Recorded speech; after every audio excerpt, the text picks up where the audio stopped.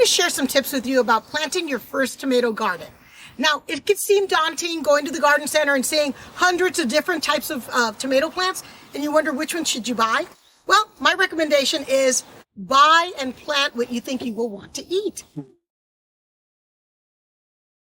For instance, if you're a big canner or you dream of canning lots of fresh tomatoes, get yourself a paste tomato plant like San Marzano. Then you can can your own. If you're a big into heirloom tomatoes, big, juicy, delicious types, why don't you plant an heirloom plant?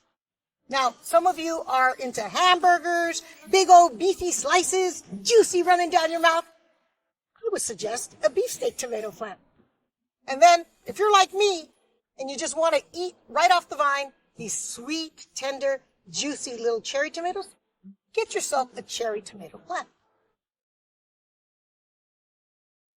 There's something really important you need to understand.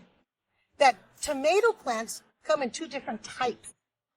They are called either determinate tomatoes or indeterminate tomatoes. And you'll find on the label, it'll say right there, stupid, indeterminate tomato. And all that means is really reference to how long the growing season is for that particular plant.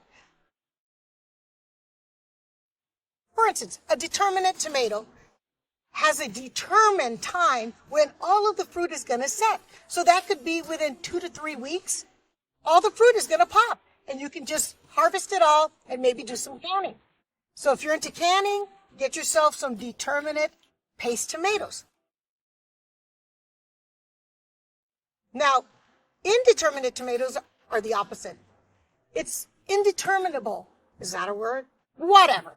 Indeterminate. That vine can keep growing all summer long. In LA, that means if I put that plant in May, it could keep going through December, and I could keep harvesting my fruit. Pretty fun. But be aware that you're going to need some space, and you're going to need to be able to stake that plant and take good care of it, because it can sprawl and take over.